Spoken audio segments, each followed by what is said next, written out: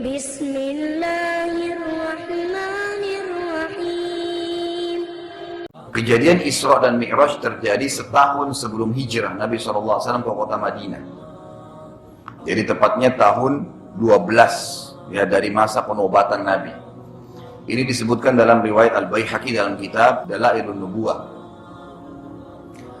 Dan juga diriwayatkan oleh Imam Bukhari, dikatakan Isra Mi'raj terjadi tepatnya setelah Abu Talib meninggal. Kisah Isra Mi'raj ini disebutkan oleh Allah SWT dan dinamakan surah Al-Quran dengan kejadian tersebut, surah Isra.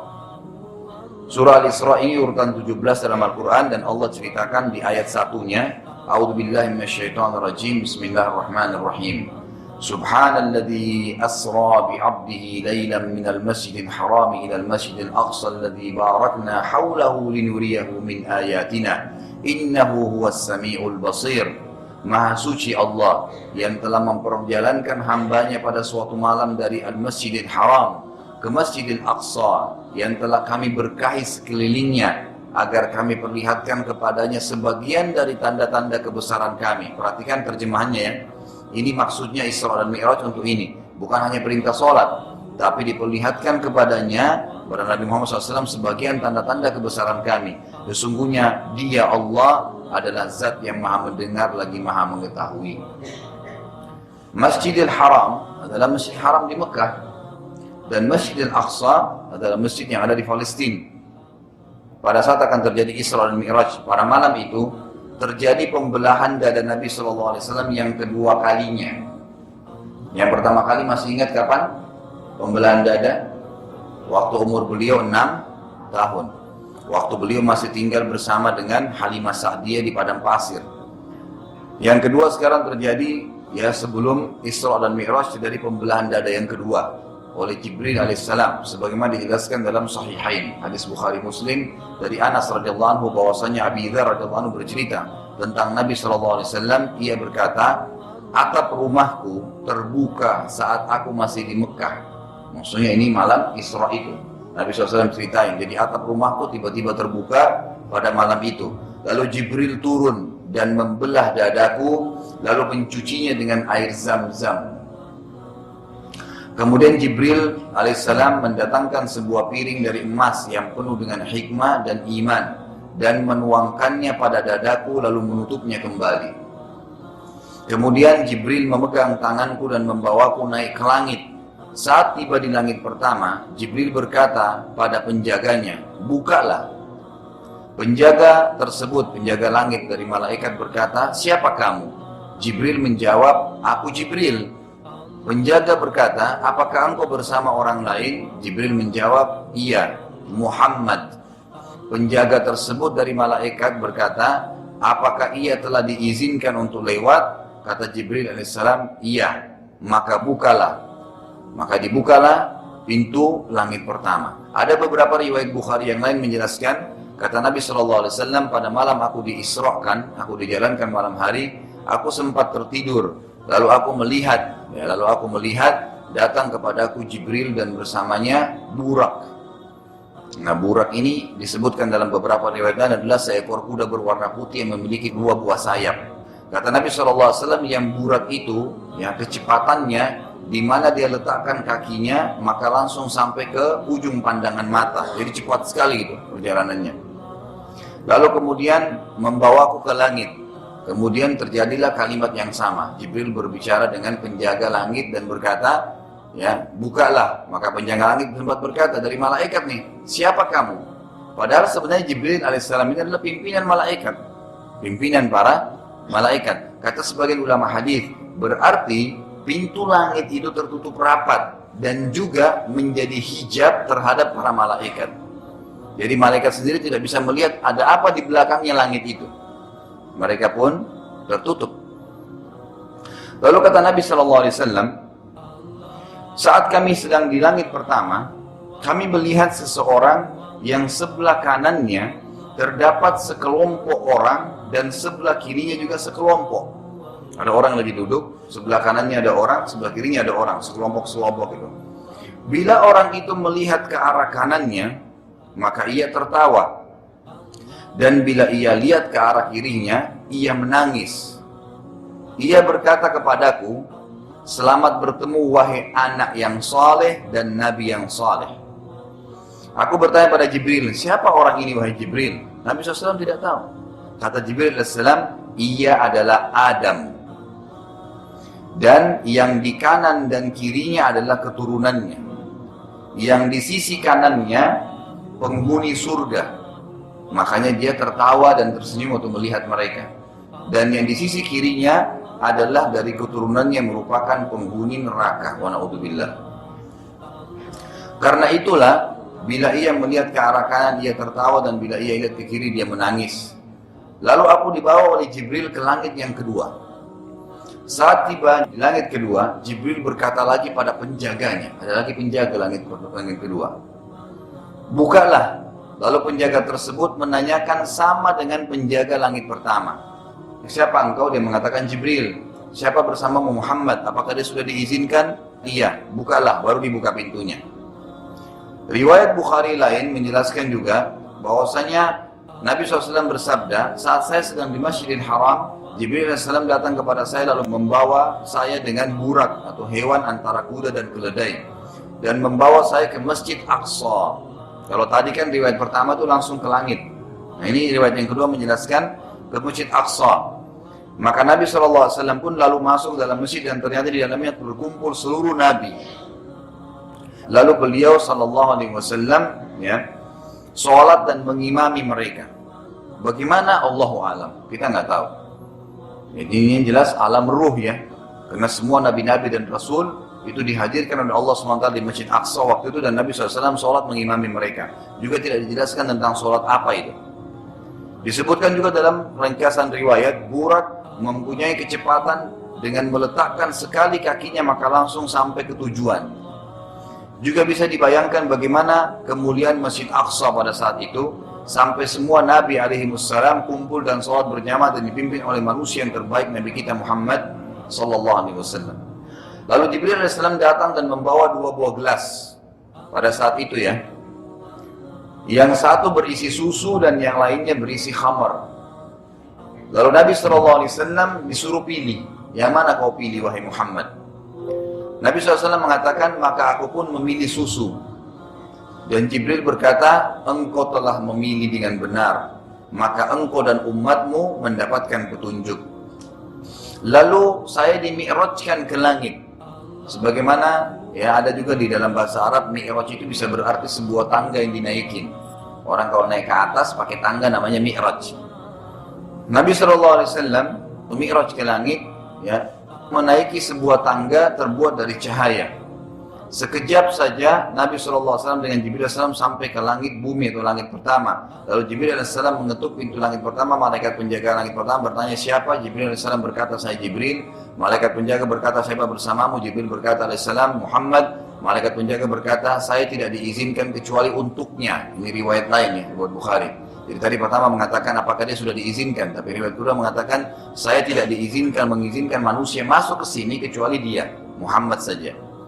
Malaikat penjaga berkata, saya tidak diizinkan kecuali untuknya. Lalu Nabi SAW naik dan pada langit pertama beliau melihat SAW seseorang yang sangat besar dan tinggi badannya mencapai 60 siku ke langit.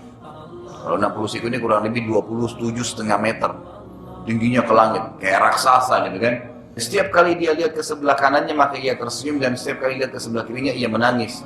Nabi SAW bertanya padanya atau pada Jibril, siapa orang tersebut? Jibril SAW mengatakan itu adalah ayahmu Adam alaihissalam. Bila ia melihat ke sebelah kanannya ia tersenyum karena melihat dari keturunannya yang merupakan penghuni surga, dan bila ia melihat ke sebelah kirinya ia menangis karena melihat keturunannya yang akan masuk neraka.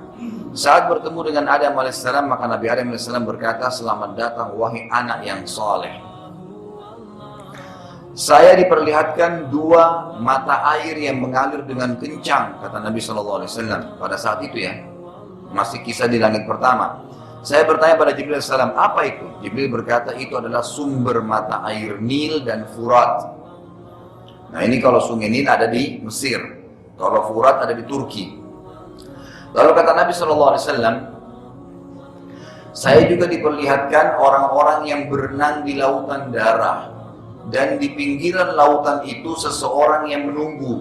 Siapapun yang sampai di pinggiran langsung dihantam pada mulut mereka dengan batu hingga mulutnya hancur dan terpaksa jatuh ke lautan tersebut lagi. Saya lalu bertanya pada Jibril, siapa mereka itu? Kenapa begitu luar biasa siksaannya? Jibril menjawab, mereka itu para pemakan harta anak yatim. Yang ketiga, kata Nabi SAW, aku diperlihatkan orang-orang yang perutnya penuh dan membesar, dan tiba-tiba saja segerombolan orang diseret dengan keras dan menginjaki perut-perut mereka. Lalu saya bertanya pada Jibril, siapa mereka wahai Jibril? Jibril AS mengatakan, yang diinjaki perutnya tadi membengkak itu adalah orang-orang yang memakan riba. Dan yang menginjaki mereka adalah keluarganya Fir'aun, yang setiap pagi dan sore dibawa ke neraka. Yang keempat, saya diperlihatkan orang-orang yang ditawarkan di hadapannya makanan yang baik dan juga makanan yang busuk. Tetapi anehnya, orang-orang ini malah memilih makanan yang busuk. Lalu saya bertanya pada Jibril AS, siapa mereka? Jibril menjawab, mereka para pezina. Ini kenapa? Karena mereka pada saat di dunia disodorkan cara hubungan biologis yang halal, mereka pilih yang haram. Maka mereka tidak memilih makanan yang baik. Lalu kata Nabi SAW selanjutnya, lalu saya naik ke langit kedua, dan di sana saya melihat dan menemukan dua nabi yang berhubungan kerabat secara langsung. Mereka adalah Isa dan Yahya alaihimassalam. Isa berkulit putih dan rambutnya berminyak, seakan-akan baru saja mandi. Dan Isa alaihissalam tidak tinggi juga tidak pendek. Keduanya berkata kepadaku, selamat datang wahai saudaraku yang soleh. Lalu aku dinaikkan ke langit yang ketiga, dan aku menemukan di sana Yusuf alaihissalam. Dan Nabi SAW mengatakan, aku benar-benar kagum melihatnya, dan benar ia telah dikaruniakan setengah kegagahan dunia. Kemudian langit yang keempat, aku bertemu dengan Idris alaihissalam. Ini Allah SWT mengatakan, dan kami tinggikan derajatnya Idris, ditaruh di langit keempat, yang berkata kepadaku, selamat datang wahai Nabi yang soleh dan saudaraku yang soleh. Lalu aku dinaikkan di langit yang kelima, terdapat Harun alaihissalam, adiknya Nabi Musa alaihissalam, yang berkata, selamat bertemu wahai Nabi yang soleh dan saudaraku yang soleh. Lalu aku naik ke langit ketujuh, terdapat Musa alaihissalam, yang berkulit hitam, kurus dan bertubuh tinggi, yang berkata, selamat bertemu wahai Nabi soleh dan saudaraku yang soleh. Lalu aku naik ke langit ketujuh, dan di sana terdapat Baitul Ma'mur. Baitul Ma'mur ini tempat tawafnya para malaikat, sama kalau kita di dunia ini Ka'bah. Lalu kata Nabi SAW, pada Baitul Ma'mur ada seorang yang sudah tua dan sedang bersandar padanya, dan ia adalah orang yang paling dekat dengan Nabi kalian wajahnya. Lalu aku bertanya, siapakah orang itu? Ternyata dia adalah Ibrahim alaihissalam. Dan Ibrahim alaihissalam berkata, selamat datang wahai anakku yang soleh. Lalu saya bersama Jibril alaihissalam sampai ke Sidratil Muntaha. Yang Sidratil Muntaha itu tidak bisa lagi digambarkan indahnya, karena penuh dengan daun-daun sebesar kuping gajah dan dipenuhi dengan perhiasan. Pada saat itu Jibril alaihissalam berubah menjadi poster aslinya malaikat. Jadi tadi waktu datang masih seperti manusia. Sampai ke langit ketujuh, barulah Jibril alaihissalam kembali sebagai poster malaikat. Ini Allah ceritakan dalam surah An-Najm, urutan 53 ayat 13 sampai 18. Dan sesungguhnya Muhammad telah melihat Jibril itu dalam rupa yang aslinya pada waktu yang lain. Ayat 13, ayat 14-nya yaitu di Sidratil Muntaha. Apa itu Sidratil Muntaha? Adalah tempat tertinggi di atas langit ketujuh. Ya. Ayat ke-15, di dekatnya Sidratil Muntaha itu ada surga tempat tinggal. Kemudian ayat ke-16, Muhammad telah melihat Jibril ketika Sidratul Muntaha diliputi oleh sesuatu yang meliputinya. Artinya kelihatan keindahannya. Kata Nabi SAW, saya tidak bisa menggambarkan indahnya karena luar biasanya gitu. Lalu ayat 17, penglihatannya Muhammad tidak berpaling dari yang dilihatnya itu dan tidak pula melampauinya. Artinya terkagum-kagum melihat keadaan Sidratul Muntaha dan juga melihat Jibril dengan postur aslinya sebagai malaikat. Kemudian di ayat 18 dikatakan, sesungguhnya dia, Muhammad, telah melihat sebagian tanda-tanda kekuasaan Tuhannya yang paling besar. Maksudnya melihat 7 lapis langit, penghulunya dari malaikat, ruh para nabi-nabi, gitu kan, Baitul Ma'mur di sana, Sidratul Muntaha dan seterusnya. Saat itu Jibril AS tidak melanjutkan perjalanan dengan Nabi SAW dan Jibril AS berkata, saya hanya diperintahkan sampai di sini.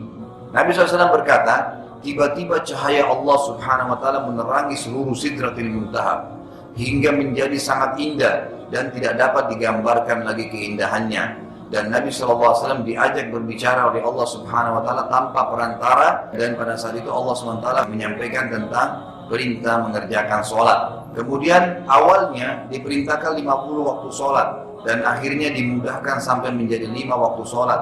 Tapi 5 waktu sholat pahalanya sama dengan 50 waktu sholat.